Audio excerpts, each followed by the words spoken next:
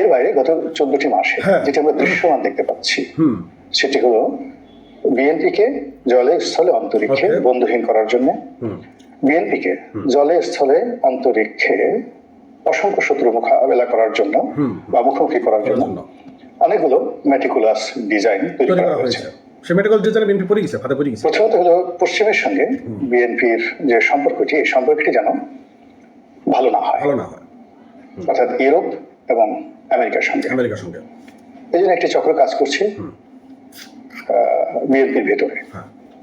এই জন্য একটি চক্র কাজ করছে আওয়ামী লীগের, জামাতের, এমনকি সরকার এবং গোয়েন্দা সংস্থার লোকগুলো।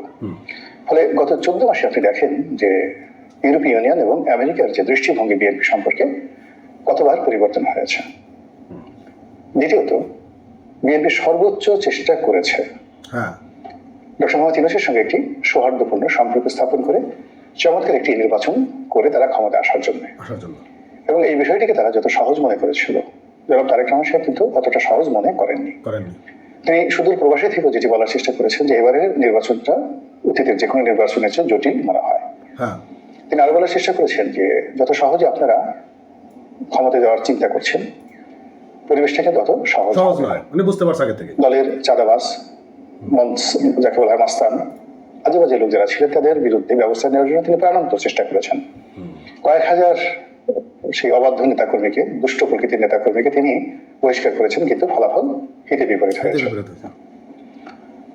সরকারের সঙ্গে তাদের যে সম্পর্ক অন্তত 14 মাসে বা 15 মাসে 3-15-45 বার গোপনে এবং প্রকাশ্যে একবার ভালো হয়েছে, একবার খারাপ হয়েছে।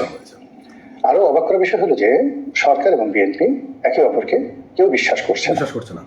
একেবারে প্রথম দিন থেকে তারা বিশ্বাসের অভিনয় করছে, বন্ধুত্ব করার জন্য তারা অভিনয় চালিয়ে যাচ্ছে, কিন্তু একে অপরকে যেটাকে নিখাত সম্পর্ক বলা হয়, বন্ধুত্ব বলা হয়, এটি সরকারের সঙ্গে বিএনপির কখনো হয়নি। এই গেল এক। এর বাইরে এনসিপি, জামাত, এদের সঙ্গে তারা 100 বার, মানে গত 15 মাসে 100 বার শত্রুতা করার চেষ্টা করেছে, তাদেরকে রাজনৈতিকভাবে মোকাবেলা করার চেষ্টা করেছে এবং সিদ্ধান্ত নেওয়ার চেষ্টা করেছে তাদেরকে আঘাত করতে হবে, সাস্টেন করতে হলে তাকে আঘাত করতে হবে। কিন্তু চূড়ান্ত পর্যায়ে গিয়ে আবার বিএনপি সেখান থেকে ফেরত এসেছে। তাহলে সরকারের সাথে গেল, প্রধান দুটি রাজনৈতিক শক্তির সঙ্গে গেল, আর থার্ড সেনাপ্রধানের সাথে তাদের সম্পর্ক কেমন হবে, তারপর আওয়ামী লীগ সম্পর্কে তাদের ধ্যান ধারণা, চিন্তা চেতনা কেমন হবে, তারপর অন্যান্য ছোট ছোট রাজনৈতিক দলগুলোর সঙ্গে তারা কিভাবে বন্ধুত্ব করবে, এই বিষয়গুলোর মধ্যেও তারা টানাপোড়েনের মধ্যে এখন পর্যন্ত আছে। কোনো একটি বিষয় সেই 14 মাস আগে তারা যেটা বলেছে ওটার উপর আজ অবধি তারা স্থির থাকতে পারেনি, যেটিকে ইংরেজিতে বলা হয় কনস্ট্যান্ট। সেই কনস্ট্যান্ট থাকা, প্রেডিক্ট থাকা, স্থির থাকা এবং মজবুতি, যেটাকে বলা হয় দৃঢ়তা, আয়রনম্যানশিপ, এটা মানে যে রাজনীতিতে খুব বেশি দরকার। সেই জায়গাটিতে বিএনপি খুব ডেন্ট অ্যান্ড বেন্ট, ডানে বামে গিয়ে ঠিক যেভাবে আপনার যে কোনো জায়গাতে একটি গর্ত তৈরি হয় বা আমরা যেটাকে ঢেউ বলি, তারপর শেষে মানে ডেন্ট অ্যান্ড বেন্ট, বেন্ট মানে বাঁকানো, গাছ যেমন বাতাসে হেলে দিলে এটাকে বেন্ট, মাথা নোয়ানো, এটাকে বলা হয় বেন্ট। আর ডেন্ট হলো আপনার জাস্ট পড়ে যাওয়া, এটা টিনের ঘরে ওই যে যাকে বলে আপনি একটা ঘুষি দিলেন বা একটা আঘাত করলেন, ওটা যে ডেবে গেল, এটাকে বলা হয় ডেন্ট। তো এখন এই জিনিসগুলো ডেন্ট এবং বেন্ট বিএনপি গত 15 মাসে এতবার হয়েছে যে এগুলো আবার তারা পরবর্তীতে ঢাকার চেষ্টা করেছে, ডান দিক থেকে হেলে বাম দিকে গিয়েছে, আবার সোজা হয়ে দাঁড়ানোর চেষ্টা করেছে। তো এই সকল কর্মকাণ্ড করার ফলে তাদের যেটি হয়েছে, তাদের ভিতরে যে এলাস্টিসিটি রয়েছে, আপনারা ছোটবেলাতে সবাই মানে রাবারের প্যান্ট পরেছেন, হাফ প্যান্ট বা ফুল প্যান্ট বা পাজামা।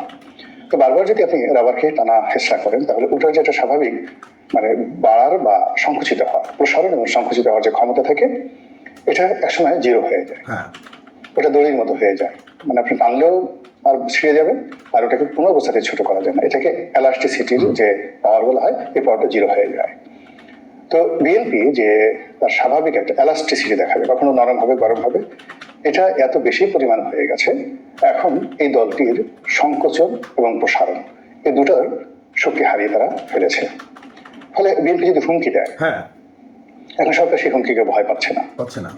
আবার বিএনপি যদি নীরব হয়ে যায় যে আমরা কিছুই করবো না, জিকির করবো সারাক্ষণ, এটাও সরকার তাদেরকে স্বস্তি দিচ্ছে না।